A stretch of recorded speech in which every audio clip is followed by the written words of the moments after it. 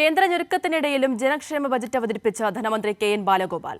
സർക്കാർ ജീവനക്കാർക്കും ക്ഷേമ പെൻഷൻകാർക്കും ആശ്വാസമാകുന്ന നിർദ്ദേശങ്ങൾ ബജറ്റിൽ. സർവീസ് പെൻഷൻകാരുടെ കുടിശ്ശിക നിവാരണത്തിന് 600 കോടി. ക്ഷേമ പെൻഷൻ 3 ഗഡു സമയബന്ധിതമായി കൊടുത്തു തീർക്കും.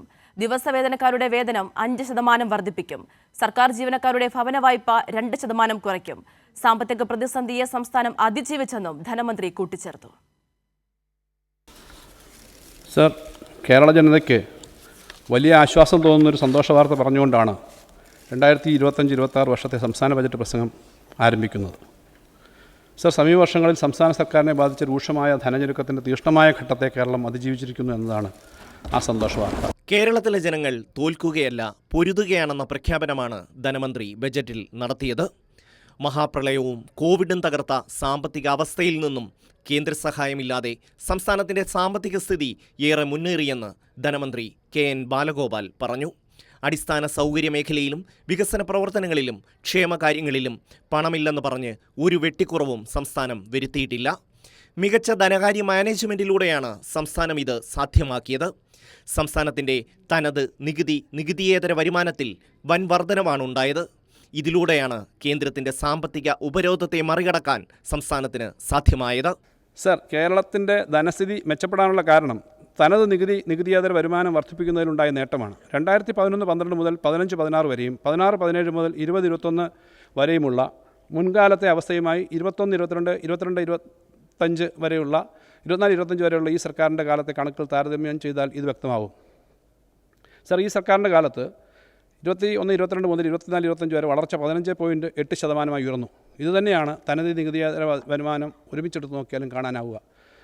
സർ, ഈ സർക്കാരിൻ്റെ കാലത്താവട്ടെ നികുതിയേതര വരുമാന വളർച്ച 17.4% ഉയർന്നു. ഈ ഘട്ടത്തിൽ നികുതിദായകരെയും ഉദ്യോഗസ്ഥരെയും അകമഴിഞ്ഞ് അഭിനന്ദിക്കുന്നു. 15ാം ധനകാര്യ കമ്മീഷനിൽ നിന്ന് ഏറ്റവും കുറവ് കേന്ദ്ര വിഹിതം മാത്രമാണ് സംസ്ഥാനത്തിന് കിട്ടിയത്. എങ്കിലും സംസ്ഥാനത്തിൻ്റെ ധനക്കമ്മിയും റവന്യൂ കമ്മിയും കുറയ്ക്കാൻ കഴിഞ്ഞു. സർ, കേന്ദ്രത്തിൽ നിന്നുള്ള നികുതി വിഹിതത്തിലും ഗ്രാൻറ്റുകളിലും വലിയ തിരിച്ചടി ഉണ്ടായിട്ടും ഈ സർക്കാരിൻ്റെ കാലത്ത് റവന്യൂ കമ്മിയും ധനക്കമ്മിയും കടഭാരവും കുറയ്ക്കാൻ കഴിഞ്ഞു. 21-22 2.2% ആയിരുന്നു റവന്യൂ കമ്മി. 23-24 അത് 1.58% കുറഞ്ഞു.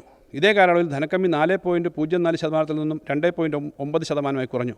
പൊതുകടവും ആഭ്യന്തര ഉൽപ്പാദനവും തമ്മിലുള്ള അനുപാതം 21-22 35.92% ആയിരുന്നത് 23-24 34.2% കുറഞ്ഞു.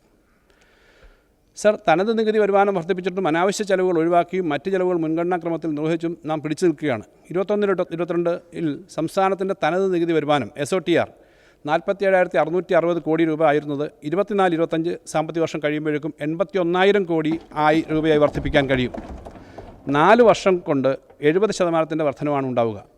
കേരളത്തിൻ്റെ തനത് വരുമാനം നികുതിയും നികുതിയേതരവും 54,988 കോടിയിൽ നിന്നും 1,03,240 കോടിയായി വർദ്ധിക്കുകയാണ്. സംസ്ഥാനത്തെ 6 വരി ദേശീയപാത അടുത്ത വർഷത്തോടെ തുറന്നു നൽകും. വിഴിഞ്ഞം പദ്ധതി തെക്കൻ കേരളത്തിൻ്റെ മുഖച്ഛായ തന്നെ മാറ്റും. വിഴിഞ്ഞം, കൊല്ലം, പുനലൂർ വ്യാവസായിക മേഖലയ്ക്ക് വേണ്ടി 1000 കോടി രൂപയാണ് ബജറ്റിൽ മാറ്റിവെച്ചത്. ക്ഷേമ പെൻഷൻ കുടിശ്ശികയും പെൻഷൻകാരുടെ കുടിശ്ശികയും ഉടൻ കൊടുത്തു തീർക്കും. വിദ്യാഭ്യാസ മേഖലയിൽ വൻ മുന്നേറ്റമാണ് ബജറ്റിൽ ലക്ഷ്യം വെക്കുന്നത്. മുണ്ടക്കൈ ചൂരൽമല ദുരന്തത്തിനായി 1 രൂപ പോലും കേന്ദ്ര സർക്കാർ സഹായം നൽകാത്ത സാഹചര്യത്തിൽ 750 കോടി രൂപയുടെ പദ്ധതിയാണ് സംസ്ഥാന സർക്കാർ ബജറ്റിൽ പ്രഖ്യാപിച്ചത്.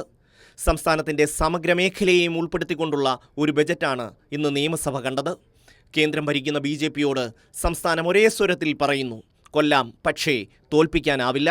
കേരളത്തിലെ ജനങ്ങളുടെ ഇച്ഛാശക്തിയെ ചെറുത്തു തോൽപ്പിക്കാൻ കേന്ദ്രത്തിനാവില്ല എന്ന ശക്തമായ പ്രഖ്യാപനമാണ് ബജറ്റിലൂടെ ധനമന്ത്രി കെ.എൻ. ബാലഗോപാൽ നൽകുന്നത്. News desk, Kairali news.